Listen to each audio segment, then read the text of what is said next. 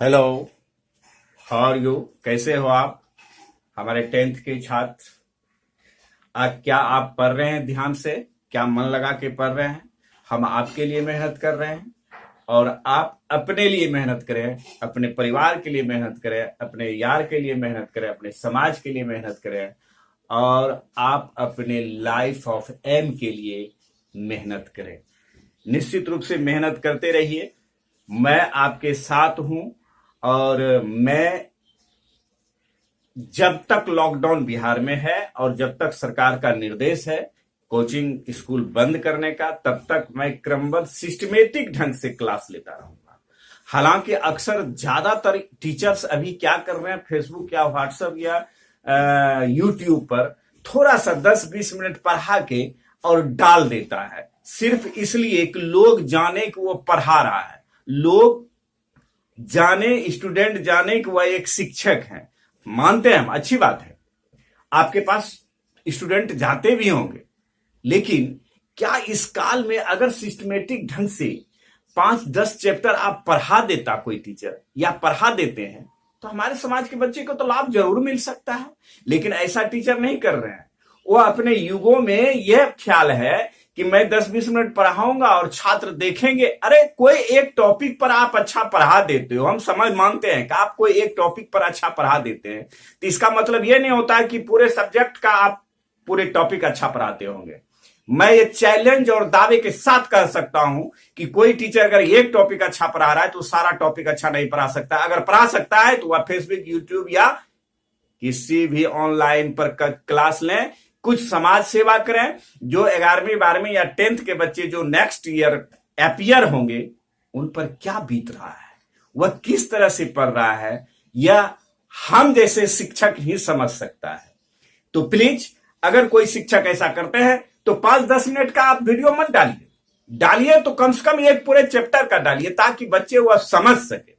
तो चलिए, इतना ही कहकर मैं आगे बढ़ता हूं। अगर आप देख रहे हैं तो शेयर करें और अपने दोस्त लोग को बता दें, और निश्चित रूप से हम ग्रुप में डाल देते हैं, आप ग्रुप से भी देख सकते हैं। आगे बढ़ते हैं 9th का लेकर। जैसा कि मेरा नियम है, सबसे पहले मैं दिखाता हूं सवाल को, उसके बाद मैं शुरू करूंगा आपका सॉल्यूशन।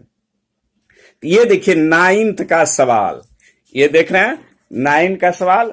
आप 9 और 10 का देख रहे हैं। 2 पानी के नल एक साथ, चलिए इसको अब हम पढ़ते हैं सिस्टमेटिक ढंग से। प्रश्न मेरा यह है कि 2 पानी के नल एक साथ एक हौज को 9.3/8 घंटे में भर सकते हैं। बड़े व्यास वाला नल हौज को भरने में कम व्यास वाले नल से 10 घंटे कम समय लेता है, तो प्रत्येक द्वारा अलग से हौज को भरने में समय ज्ञात कीजिए। यानी कि सवाल यह है कि 2 पानी के नल एक साथ एक हौज को 9.3/8 में भर सकता है। नल जो है 2 गो है, एक छोटा मुंह का है, एक बड़ा मुंह का है। यानी कि छोटा मुंह मतलब हुआ कि छोटे व्यास वाले, एक बड़े व्यास वाले। तो 2 प्रकार के नल है, तो हम इसको क्या कर लेंगे, हम मान लेंगे कि छोटा नल हौज को भरने में 1 घंटा समय लेता है। माना कि छोटे नल हौज को भरने में x घंटा समय लेती है, ऐसा हमने माना छोटका नल को। तो दोनों का अंतर 10 घंटा का, यानी कि कह रहा है कि बड़का यदि 10 घंटा में भरता है तो छोटे वाला 10 घंटा ज्यादा समय लेता है। या कह सकते हैं कि छोटे जितना में भरता है, बड़े नल 10 घंटा कम समय लेती है। तो दोनों बातें एक जैसी है, बनाने वाली बात है। तो अब प्रश्न अकॉर्डिंग टू क्वेश्चन, हम क्वेश्चन को थोड़ा यहां पर रख कर देख रहे हैं किताब से। तो अब बड़ा नल द्वारा जो हौज भरने में लगा समय, तो अब सवाल ये उठता है कि बड़का नल कितना में भरेगा। बड़े नल द्वारा हौज को भरने में लगा समय। अब जो है निश्चित रूप से छोटका नल यदि छोटा वाला नल x घंटा लेता है तो बड़ा नल उससे कम ही लेगा, तो दोनों का अंतर 10 घंटा का है। इसका मतलब ये कितना ले लेगा, x माइनस 10, इतना घंटा लेगा, है? इतना घंटा लेगा, क्योंकि बड़ा नल थोड़ा मुंह मोटा है उसका, बड़ा है तो कम ही समय लेगा ना। तो अब प्रश्न कर रहा है कि अब दोनों मिलकर जो है इसको 9.3/8 घंटे में भरता है। तो अब सबसे बड़ी बात यह है कि हमको यहां पर एक एक नियम से निकालना होगा। पहले छोटे नल x घंटा में कितना भाग भर पाता है और बड़ा नल x माइनस 10 घंटा में कितना भाग भर पाता है, उसके बाद दोनों का योग जो है 9.3/8 घंटे में भरता है। तो हम इसको एक एक नियम पर बनाएंगे और बिल्कुल आसान से बना लेंगे। कैसे बना लेंगे देख लीजिए। तो ऐसा करते हैं कि चूंकि x घंटा में या x घंटे में, घंटे करते हैं, x घंटे में छोटे नल एक हौज को भरता है। छोटका नल कितना घंटा में भरता है, x घंटा में, इसलिए 1 घंटा में कितना भरेगा, 1/x, मतलब कि x घंटे में छोटे नल एक हौज को भरता है। यानी कि एक हौज को भरने का मतलब हुआ कि हौज का कुछ भाग भरता है। तो इसका जो एक घंटा में इतना क्या हो गया है, x1/x भाग हो गया, एक तरह से खंड। यानी कि x घंटा में अगर पूरा भरता है तो इसका मतलब कि 1 घंटा में कितना भरेगा, 1/x भाग भरेगा, है ना। कहने का मतलब ये अगर यह हौज है, अगर यह हौज है, यह टैंकी है, और इसको अगर x घंटा में पूरे भर देता है तो 1 घंटा में क्या होगा, थोड़ा सा कम भरेगा, इतना सा भाग भरेगा, इतना सा भाग भरेगा। तो अब देखिए दूसरा बात यह होता है कि इसको जो भरने का समय लगता है, तो अब जो है कि यानी कि आप ये कह सकते हैं, अब हम बड़े नल का निकालेंगे, है ना, बड़े नल का निकालेंगे, तो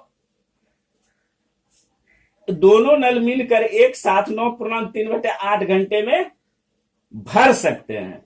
तो बड़े व्यास वाला नल हौज को भरने में कम व्यास वाले नल से 10 घंटे कम समय लेती है। तो प्रत्येक द्वारा अलग से हौज भरने में लगा समय ज्ञात कीजिए, है ना।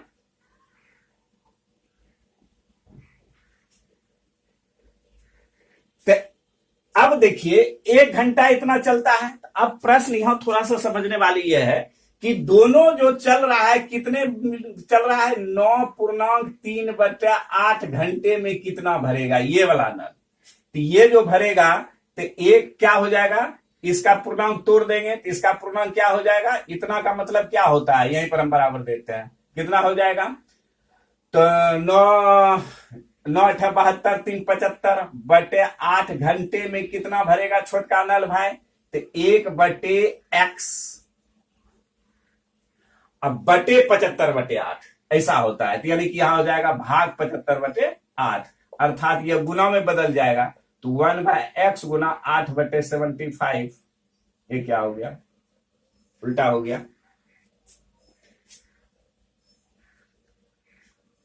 ये कैसे हो गया,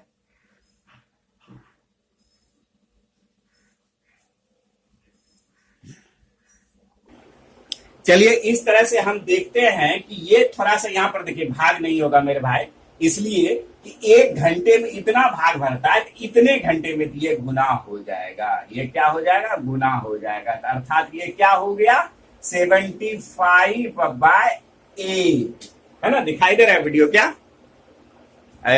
हाँ चमक रहा है लाइट। देखिए 1/x है और गुना 75/8, तो क्या हो गया, तो 75/8x, क्या हो गया 75/8x। अब देखिए पुनः हम बात करेंगे कि ये तो छोटे नल का हमने एक एक नियम से निकाला, तो बड़े नल की बात करेंगे। लिखेंगे क्योंकि x माइनस 10 घंटे में बड़े नल एक हौज को भरता है, एक हौज को पूरे हौज को इतना घंटा में वो भर लेता है, पूरे हौज को। तो इसलिए 1 घंटा में कितना भाग भरेगा भाई? तो 1 घंटा में 1/x-10 भाग भरेगा, इतना भाग भरेगा। क्योंकि अब चल रहा है कितना देर नल चल रहा है 9.3/8, अर्थात कितना हो गया 75/8, 75/8 घंटा। इतना घंटा में कितना भरेगा? 1/x-10 गुना 75/8, अर्थात कितना हो गया 75/8 इंटू x-10। इतना भाग भरेगा, कहने का मतलब इतना भाग भरेगा। अब जो है दोनों मिलकर प्रश्न कर रहा है कि प्रश्न अंतिम में, यानी कि दोनों मिलकर, यानी कि इतना घंटा में इतना भाग भरा, इतना घंटा में इतना भाग भरा, तो दोनों मिलकर क्या करेगा? पूरे हौज को भरेगा। देखिए अकॉर्डिंग टू क्वेश्चन कह रहा है दोनों पानी के नल एक साथ एक हौज में 9.3/8 घंटे में भर सकते हैं। बड़े व्यास वाला नल हौज को भरने में कम व्यास वाले नल से 10 घंटा कम समय लेता है, तो प्रत्येक द्वारा अलग अलग से हौज भरने में को कितना समय लगेगा? अब देखिए दोनों नल मिलकर जो हौज भरेगा तो वह पूरे हौज भरेगा, यानी कि ये जो इतना भाग भरा और ये जो इतना भाग भरा, अब दोनों मिलकर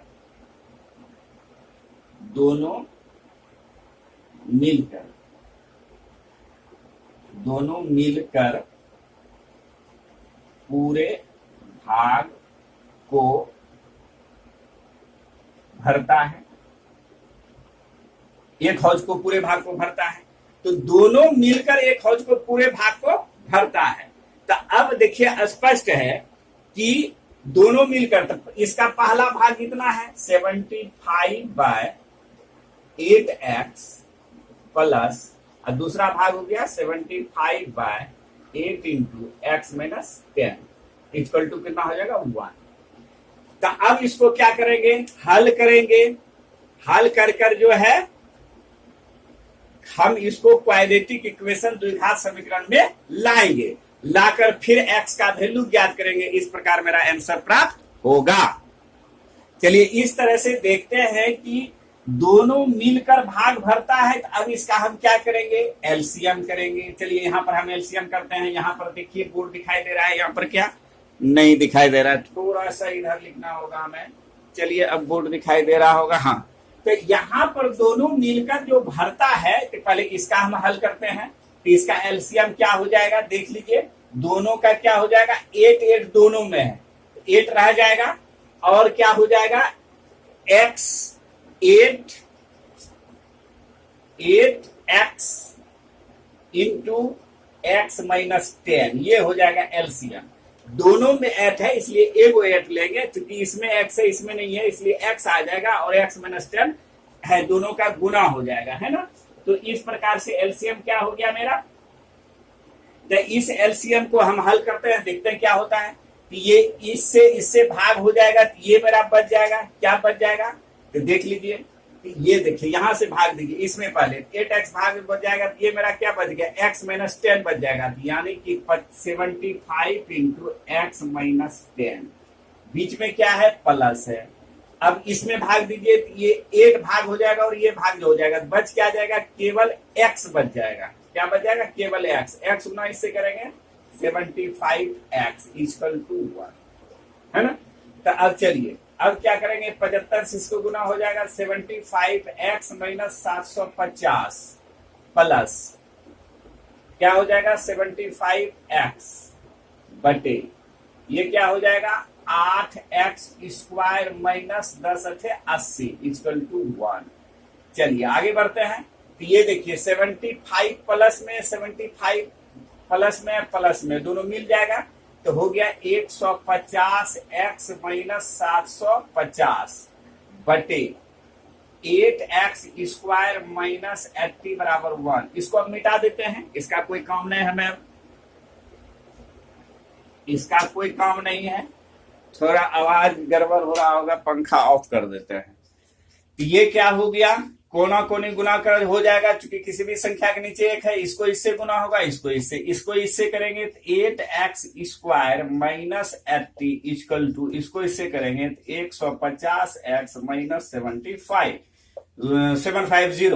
तो 8x स्क्वायर ये क्या है, x वाला पद है, इसको इधर कर लेते हैं तो प्लस में है तो माइनस 150 माइनस 80 इधर आ गया plus 750 equal to 0। 8x square, ये देखिए सॉरी ये x है, ये 150 इधर आया है प्लस में तो x हो गया, माइनस 150x, ये दोनों क्या हो जाएगा भाई देख लीजिए, तो 750 में क्या होगा 80 घट गया, नहीं 750 में 80 घट गया तो क्या बच गया 0, 15 में 7 के 15 में 8 गया 7, यहां बच गया 670, क्या बच गया प्लस 670 इक्वल टू 0। इसमें देख लीजिए हम क्या कॉमन ले सकते हैं, 2 कॉमन ले सकते हैं, x square minus 75x plus 2 common ले लेंगे तो क्या हो जाएगा 2 तिया 6, यहां बच गया, फिर वही करेंगे 2 तिया 6, फिर 2 तिया 6, बच गया 1 5 इक्वल टू 0। ये 2 इधर आके क्या हो जाएगा 0 हो जाएगा, तो x square minus 75x plus 335 equal to 0। ये आपका हल हुआ मेरा।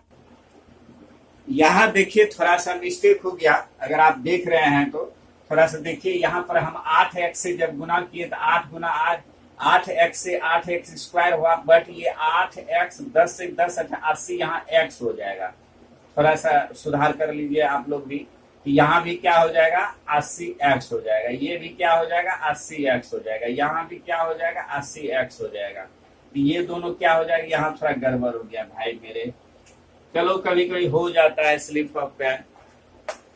चलिए है क्या ना कि 8x स्क्वायर ये दोनों जुड़ जाएगा तो 8 5 13 230 x हो जाएगा प्लस 750 इक्वल टू, तो अब क्या हो गया, अब हम 2 कॉमन ले लेंगे, एक्स स्क्वायर माइनस, तो 2 कॉमन लिए, 2 कॉमन लिए तो यहाँ पर देखिए 2 कॉमन लिए तो 2 ही कॉमन होगा, तो 2 कॉमन हो गया 4 गुना 8, 4x स्क्वायर बच जाएगा, माइनस इसमें 2 में कॉमन ले लिए तो 1 बचा, 2 एकाउंट 2 बचा, 5 गुना 10 115 बच गया, प्लस ये हो गया 3 गुना 6 1 बचा, 7 गुना 14 0 2 5 10, इतना इक्वल टू 0, ई 2 इधर आके बटन हो जाएगा, क्या हो जाएगा 4x square minus 115x plus 375 equal to 0। तो इस तरह से ये मेरा समीकरण इस बार ज्ञात हुआ है ना। तो अब इसका हम क्या करते हैं गुणनखंड करते हैं। इस तरह से देखते हैं कि मेरा ये जो है 4x square minus 115x plus 375 x 75 equal to 0, ये मेरा क्वाड्रेटिक इक्वेशन में कन्वर्ट हो गया, यानी कि क्वाड्रेटिक इक्वेशन में हम ले आ चुके। अब इसको हमको क्या करना है, आप गुणनखंड विधि से या द्विघात सूत्र से लगाकर आप x का वैल्यू ज्ञात कर सकते हैं। अब सवाल ये उठता है कि यह कैसे ज्ञात करेंगे, तो मेरे विचार से यहाँ पर जो है थोड़ा सा हम गुणनखंड विधि को ही अपनाते हैं, तो ये 4 गुना 375 करना होगा, 4 गुना 375 4, 5 चौक 20, 7 चौक 28, 2 30, 4 तिया 12 3 15, तो 1500 आता है और बीच में 115 है, तो 1500 को हम 2 में कन्वर्ट कर दें, 100 प्लस 15 कर देते हैं, तो कितना हो गया, इसको गुना करेंगे तो कितना हो जाएगा, ये हो गया आपका जाके 1500। अब इसको जोड़ देंगे तो क्या हो जाएगा, बीच वाला हो जाएगा 115, तो इसी में हम इसको कन्वर्ट कर देते हैं, तो क्या हो गया 4x स्क्वायर माइनस 100x, अब 115 माइनस 115 पुराना है, इसलिए माइनस 15x, दोनों में माइनस देंगे तब ना माइनस माइनस प्लस 115x हो जाएगा,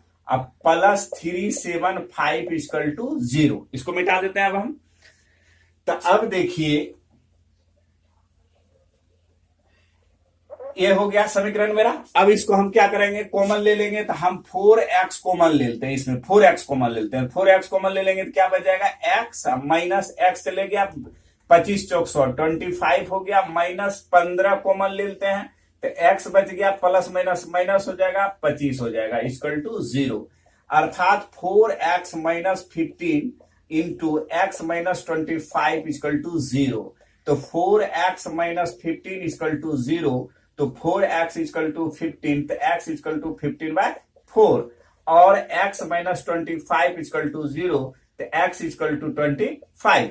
यानी कि x का वैल्यू दो गो आया मेरा, एक आया 15/4 और दूसरा आया 25। प्रश्न मेरा यह है कि x का वैल्यू जो है कौन होगा, 25 होगा या 15/4 होगा। अब प्रश्न यहां यह है कि दोनों में से कौन होगा। ये देखिए, इसको अगर हम करते हैं तो ये मेरा क्या होता है कि 4 तिया 12, 3 पूर्णांक, 4 तिया 12, 3 15, 3/4, इतना घंटा होता है। यानी कि x क्या है, मेरा छोटका नल है, तो ये जो है असंभव है। x इक्वल टू 15/4 असंभव है, क्योंकि दोनों मिलकर 9.3/8 घंटे में भरते हैं। तो x का वैल्यू ये कभी भी संभव नहीं है, अतः x इक्वल टू 25 होगा। तो यानी कि छोटका नल का समय, छोटे नल द्वारा लगा समय, तो छोटे नल द्वारा लगा समय हो गया 25। तब बड़े नल द्वारा कितना लगेगा, बड़े नल द्वारा लगा समय, तो बड़े नल कितना में लगाता है, तो x माइनस 10 है, तो अर्थात 25 माइनस 10 इक्वल टू 15 घंटा। तो एक 25 घंटा लगाता है, दूसरा 15 घंटा लगाता है। इस तरह से मेरा ये आंसर प्राप्त हुआ है ना। तो ये लीजिए, अब दिखाई दे रहा होगा। तो ऐसा है मित्रों, ऐसा है दोस्तों, ये सवाल थोड़ा सा ये सवाल जो था, मतलब कि एक एक नियम पर फिर क्वेडिट के क्वेश्चन पे लाना, इस तरह से थोड़ा लंबा वीडियो हुआ होगा, बट टेंशन नहीं लेना है। अगर आपको ये प्रोसेस में थोड़ा सा भी कठिन परेशानी बता, आप कमेंट करना, हम दूसरी मेथड से बताएंगे। और एक मेथड है जो कि बहुत अच्छा मेथड है, डियर केसी सिन्हा भी उस मेथड से हमारे बनाए, जो हमारे गुरु हैं, जिससे हम पढ़े हुए हैं। तो आप हमको कमेंट करना नहीं होगा, तो एक बार फिर हम इस सवाल को, स्पेशली रूप से इस सवाल को हम बताऊंगा। अब मैं अगले सवाल की तरफ चलता हूं। चलिए अगले सवाल की तरफ हम चलते हैं। तो 10 नंबर सवाल मेरा क्या कहता है, एक बार मैं पढ़ के सुनाता हूं आप लोगों को। कि सवाल कहता है कि मैसूर और बेंगलोर के बीच में के 132 किलोमीटर यात्रा करने में एक एक्सप्रेस रेलगाड़ी सवारी गाड़ी से 1 घंटा कम समय लेती है। यानी कि मैसूर से और बेंगलोर जो जाता है, ये मैसूर है और ये बेंगलोर है, ठीक है। ये मैसूर से जो बेंगलोर जाता है, एक एक्सप्रेस रेलगाड़ी चलता है और एक सवारी गाड़ी चलता है, यानी कि सवारी कह सकते हैं, एक सवारी जिसको लोकल कहते हैं, तो एक एक्सप्रेस गाड़ी चलता है। तो अब सवारी और एक्सप्रेस में क्या अंतर है, अब पहले ये देखिए कि बेंगलोर यानी कि मैसूर से बेंगलोर की दूरी कितना है कुल, वह दूरी जो है 132 किलोमीटर। ये कितना है दूरी, 132 किलोमीटर। अब प्रश्न यह है कि एक्सप्रेस रेलगाड़ी सवारी गाड़ी से 1 घंटा कम समय लेता है। यानी कि सवारी गाड़ी को यदि हम मान लेते हैं x चाल है, इसका मतलब ये क्या होगा, 1 घंटा कम समय लेता है। प्रश्न यहां और थोड़ा आगे पढ़ना होगा कि यदि एक्सप्रेस रेलगाड़ी की औसत चाल सवारी गाड़ी की औसत चाल से 11 किलोमीटर अधिक हो, है ना। सवारी का अगर x किलोमीटर प्रति घंटा है, तो इसका हो जाएगा x प्लस 11 किलोमीटर प्रति घंटा। ये कहता है क्योंकि इसका एक्सप्रेस का चाल ज्यादा है। तो दोनों में जो समय लगता है, 132 किलोमीटर जो तय करता है, ये जितना समय में तय करता है उससे 1 घंटा कम में लेता है। अर्थात इसके समय में इसके समय को घटा देते हैं तो 1 घंटा समय हमको बच जाएगा। क्योंकि ये कम समय लगाता है, ये ज्यादा समय। सवारी का चाल थोड़ा स्लो होता है तो ज्यादा समय लगाएगा, एक्सप्रेस का चाल ज्यादा है तो थोड़ा कम समय लगेगा। तो कब ज्यादा समय में कम समय घटाएंगे तो 1 घंटा बच जा रहा है। तो इस प्रकार हम द्विघात समीकरण में इसको लाकर हल कर सकते हैं। तो कैसे बनाएंगे, तो मानेंगे, माना कि सॉल्यूशन लिख देंगे, सॉल्यूशन। माना कि माना कि सवारी गाड़ी की चाल, क्या मान लेंगे, x किलोमीटर प्रति घंटा। तो सवारी गाड़ी की जो चाल x किलोमीटर प्रति घंटा है, तो ये दूरी कितना तय कर रहा है, दूरी तय कर रहा है कितना भाई, दूरी तय कर रहा है यह 132 किलोमीटर, नहीं 132 किलोमीटर। तो समय कितना लग जाएगा इसको, समय बराबर दूरी बटे चाल, तो यानी कि 132 132/x, इसको हम t1 मान लेते हैं। पहला समय इतना घंटा लगा, इतना आवर लगा हमको। अब देखिए पुनः एक्सप्रेस है ना, एक्सप्रेस गाड़ी की चाल, एक्सप्रेस गाड़ी की चाल। तो एक्सप्रेस गाड़ी की चाल क्या हो गया, हम कह रहा है एक्सप्रेस गाड़ी का चाल 11 किलोमीटर प्रति घंटा ज्यादा है, इसका मतलब x प्लस 11 इसका हो जाएगा किलोमीटर प्रति घंटा, है ना। तो अब इसका दूरी ये कितना तय कर रहा है भाई, तो ये भी तो 132 तय कर रहा है, ये भी तो 132 किलोमीटर दूरी तय कर रहा है। तो समय इसको कितना लग जाएगा, दूरी बटे चाल, तो दूरी क्या हो गया मेरा 132 बटे चाल, x प्लस 11 हो गया, इतना आवर हो गया। तो इसको t2 मान लेते हैं। तो अब कह रहा है कि दोनों के समय में 1 घंटा कम का अंतर है, दोनों के समय में 1 घंटा का कम का अंतर है। तो दोनों क्या करता है, इसका मतलब ये होता है कि ये जो है आपका कम समय ले रहा है और ये ज्यादा समय ले रहा है। वीडियो आ रहा है क्या, हाँ ठीक है वीडियो आ रहा है। तो ये क्योंकि चाल ज्यादा है तो निश्चित रूप से यह कम समय लेगा, और इसका चाल कम है तो ये ज्यादा समय लेगा। According to question, according to question, question के अनुसार क्यों ज्यादा समय में अगर हम कम समय को घटाते हैं तो 1 घंटा समय हमारा क्या हो रहा है, बच रहा है। एक प्रश्न कर रहा है ऐसा, तो ज्यादा समय कौन लेता है भाई, ये एक 132/x माइनस 132/x प्लस 11 है ना। तो ये इसका अब क्या करेंगे, हम एलसीएम करेंगे, एलसीएम के बाद इक्वल टू 1 और फिर सॉल्यूशन करेंगे, हल होगा। तो चलिए हम आगे की तो इस तरह से इसका एलसीएम लेंगे। तो देखिए भाई एलसीएम ले रहे हैं, यहां से एलसीएम ले रहे हैं हम, क्या हो जाएगा x इंटू एक्स प्लस 11। तो x में भाग देंगे, बच जाएगा मेरा कितना 132 इंटू एक्स प्लस 11 बच गया, बीच में माइनस है, फिर इसको इससे भाग देंगे, बच जाएगा x से गुना हो जाएगा 132x हो जाएगा, इक्वल टू 1 हो गया। तो इसको हल करेंगे 132x प्लस ये 11 से गुना हो जाएगा 132, 132 ये हो जाएगा 2, 3 2 5, 3 1 4, 1 1 1452, ठीक है, 3 2 5 3 1 4, ठीक है 1452 माइनस क्या हो जाएगा 132x बटे ये हो जाएगा x square plus 11x equal to 1। ये देखिए प्लस में माइनस में कैंसिल, तो 1452 बटे x square plus 11x equal to 1। किसी भी संख्या के नीचे एक है, कोना को गुना कर देंगे, तो एक्स स्क्वायर प्लस 11x, इसको इससे करेंगे तो क्या हो जाएगा 1452, और इधर आ जाएगा तो ये माइनस में हो जाएगा x square 11x minus 1452 equal to 0। ये हो गया। तो अब इसको हम क्या करेंगे, इसको हम हल करते हैं। कैसे हल करेंगे, तो 2 नियम है, एक तो द्विघाती सूत्र है, एक क्या है कि आपको गुणनखंड विधि द्वारा है। तो गुणनखंड विधि द्वारा भी कर सकते हैं या द्विघाती सूत्र लगा सकते हैं। तो गुणनखंड विधि द्वारा अगर हम हल करते हैं तो यहाँ 1 है, इसको इससे 1452 को गुणनखंड करना होगा। 1452 को हम गुणनखंड के, चलिए गुणनखंड विधि से ही करते हैं। 1452 को गुणनखंड करेंगे तो कितना हो जाएगा 2 से, तो 2 सते 14, 2 दूना 4, 1 बच गया, 2 छकी 12, फिर 2 से,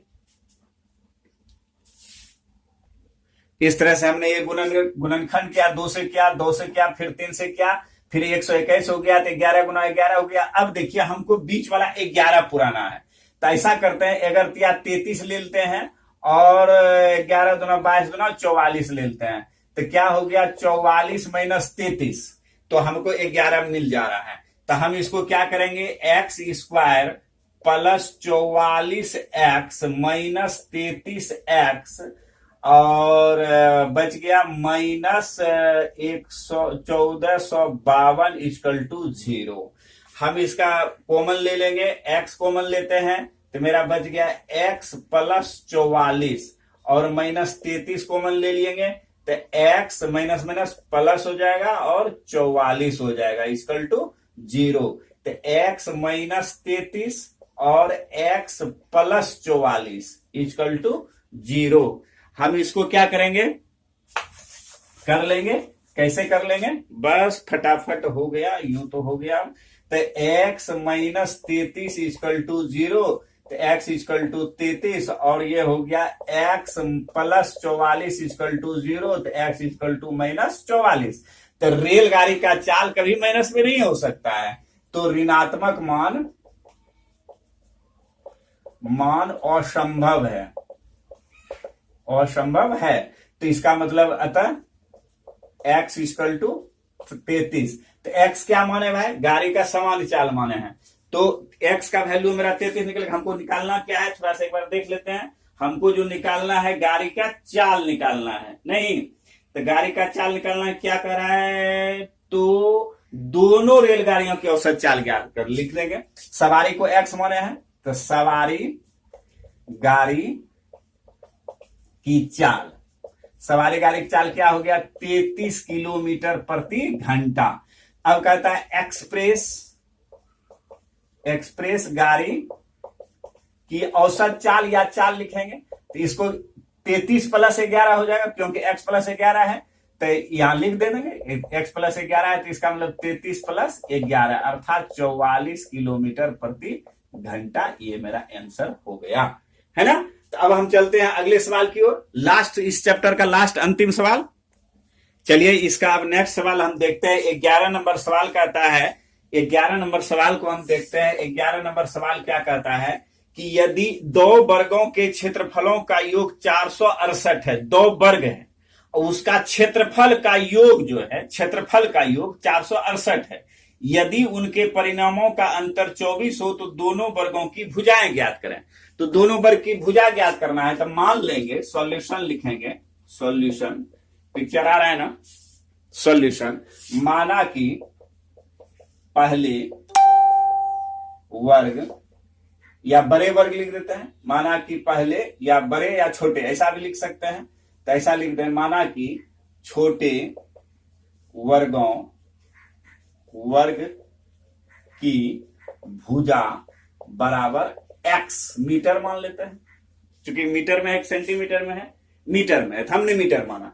तो सिंपल बात है कि अगर वर्ग का भुजा x है तो इसका क्षेत्रफल क्या हो जाएगा भाई, इसका क्षेत्रफल क्या हो जाएगा, क्षेत्रफल हो जाएगा x स्क्वायर ना, तथा बड़े वर्ग की भुजा माना कि y है ना, तो y मीटर है, तो इसका मतलब इसका क्षेत्रफल क्या हो जाएगा भाई, तो y स्क्वायर।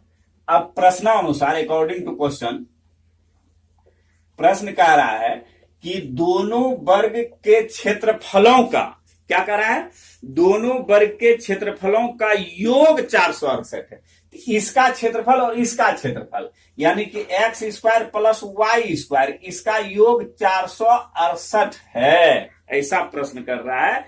468 मीटर स्क्वायर है, इसको हम मान लेंगे फर्स्ट, या आप ऐसा करो कि इसको थोड़ा सा एक स्टेप बढ़ा दें, y स्क्वायर बराबर 468 माइनस x स्क्वायर हो जाएगा, इसको हम पहला समीकरण मान लेंगे। पुनः अब कह रहा है कि दोनों इसके परिणामों का अंतर, परिणाम हम हालांकि परिणाम यहीं पर लिख सकते थे, परिणाम कह रहा है, दोनों का परिमाप कह रहा है, परिमाप यहीं पर लिख दिए, यानी कि छोटा वर्ग का भुजा अगर x है तो क्षेत्रफल हो जाएगा, वर्ग का क्षेत्रफल बराबर होता है भुजा स्क्वायर, तो x स्क्वायर हो गया, वर्ग का परिमाप बराबर होता है 4 गुना भुजा, तो इसका क्या हो जाएगा 4x, तो इसका परिमाप भी लिख देते हैं, तो इसका परिमाप कितना हो जाएगा 4y। अब देखिए कहता है प्रश्न, एक तो कह रहा था पहला स्टेप में कह रहा है कि दोनों वर्गों का योग इतना है, तथा दूसरा स्टेप में कह रहा है कि दोनों के परिमापों का अंतर 24 है। तो परिमाप का अंतर, परिमाप मेरा कौन है देख लीजिए, बड़का को माने है y और छोटका को माने है x, इसलिए बड़का वाला में छोटका को घटाएंगे तो बड़का मेरा क्या है 4y और माइनस छोटका क्या है 4x। तो दोनों के परिणाम का अंतर नहीं, या लिख देंगे ऐसा, दोनों के परिमापों का अंतर कितना है 24 मीटर है। तो इसका मतलब बड़का में छोटका अंतर करेंगे तो बड़का मेरा बड़का इसी को माने है 4y minus 4x equal to 24। तो अब इसमें हम कॉमन ले सकते हैं, 4 कॉमन ले लीजिए तो क्या हो गया y minus x equal to 24।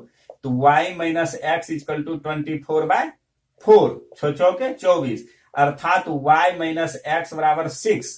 तो हम क्या करेंगे कि हमको जो है y का वैल्यू रखना है, तो y का वैल्यू रखना है तो y बराबर क्या हो जाएगा मेरा देख लीजिए 6 प्लस एक्स, इसको मान लेंगे सेकेंड समीकरण।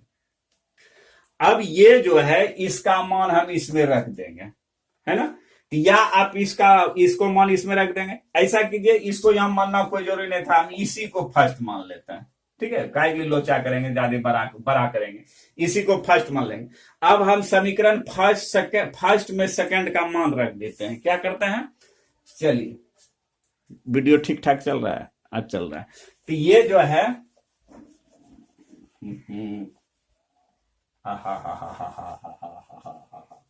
समीकरण फर्स्ट, ये पर जो हम यहां लिखे थे, मेरा समीकरण फर्स्ट क्या था, पुनः समीकरण फर्स्ट में सेकेंड का मान रखने पर रख देते हैं। तो फर्स्ट मेरा यहीं पर था x square plus y square बराबर 468। तो इसका मतलब हो गया एक्स स्क्वायर प्लस वाई का मान क्या हो गया 6 प्लस एक्स पर होल स्क्वायर इक्वल टू 468। तो एक्स स्क्वायर प्लस ये a plus b whole square पे टूट जाएगा, तो ए स्क्वायर मतलब 6 पर square plus 2ab plus b square equal to 468। तो अब हो गया एक्स स्क्वायर यहां, एक्स स्क्वायर यहां, 2x स्क्वायर प्लस ये क्या हो गया 6 गुना 12x प्लस 6 के 36 और ये इधर चला आया तो माइनस 468 इक्वल टू 0। इसको मिटा देते हैं,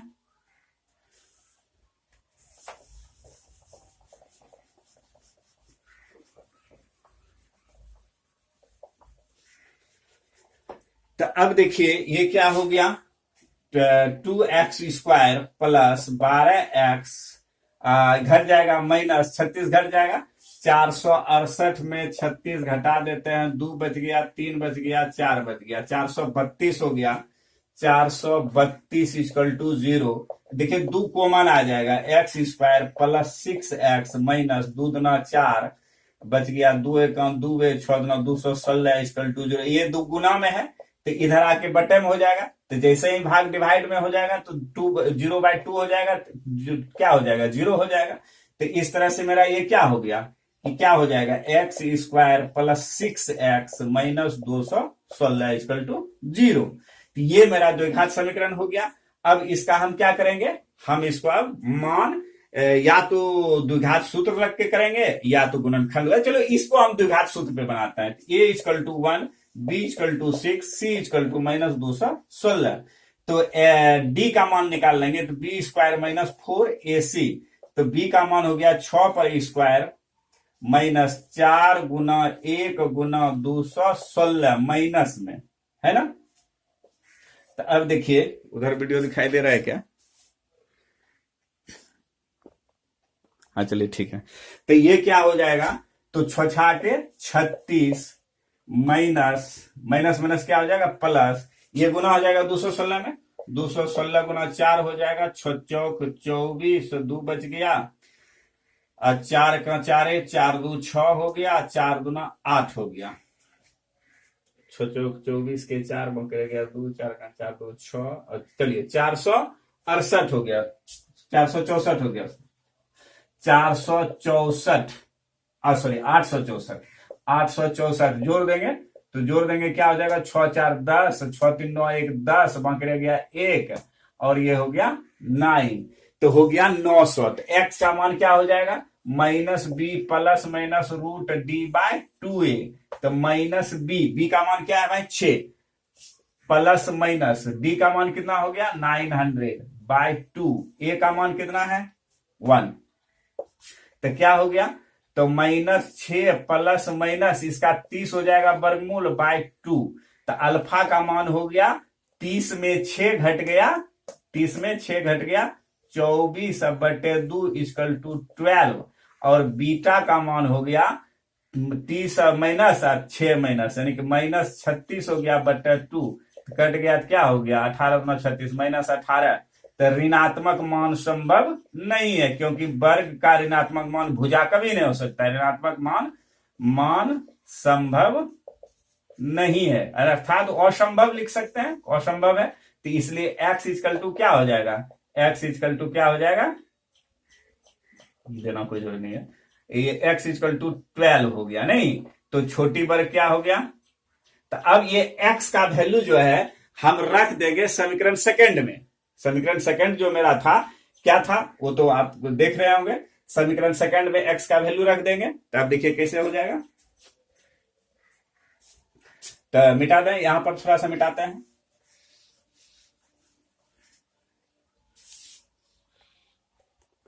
तो समीकरण सेकंड में x का वैल्यू लिख देंगे समीकरण सेकंड में x का मान रखने पर रख देते हैं। समीकरण सेकंड मेरा क्या था, y प्लस 6x था। आप देखोगे वीडियो में तो पता चल जाएगा। नहीं, y बराबर क्या था y बराबर 6 प्लस x होगा। 6 plus x equal to y equal to 6 plus x का मान 12 हो गया, y इक्वल टू 18 हो गया। यानी कि छोटे वर्ग की भुजा बराबर हो गया 12 मीटर और बड़े वर्ग की भुजा बराबर हो गया 18 मीटर। इस तरह से क्या हो गया, मेरा आंसर हो गया। चलिए, तो प्यारे मित्र, प्यारे छात्र, प्यारे स्टूडेंट, आज के 4.3 इस तरह से मैंने समाप्त किया। थोड़ा सा क्या था कि लंबा सवाल था, इसलिए मैं टोटल सॉल्यूशन दिखाया। टाइम तो लगेगा ही, बट नेक्स्ट डे जो होगा वह 4.4 होगा। वह थोड़ा छोटा चैप्टर है, इसलिए हो सकता है वो एक ही दिन में हम समाप्त कर देंगे। और कल मेरा यह समय मॉर्निंग का होगा। हम मॉर्निंग 6 बजे के अंदर ही ले लेंगे। हो सकता है 6 बजे के पहले ही हम ले लें क्लास मॉर्निंग में कल। तो कल मेरा ये चलेगा 4.4। तो इसलिए आज का यहीं तक द एंड हम समाप्त करते हैं। आप घर पे रहो, पढ़ो, मन से पढ़ो, मैथमेटिक्स को अधिक से अधिक बनाओ। इतना ही कहकर मैं आज क्लास समाप्त करता हूं।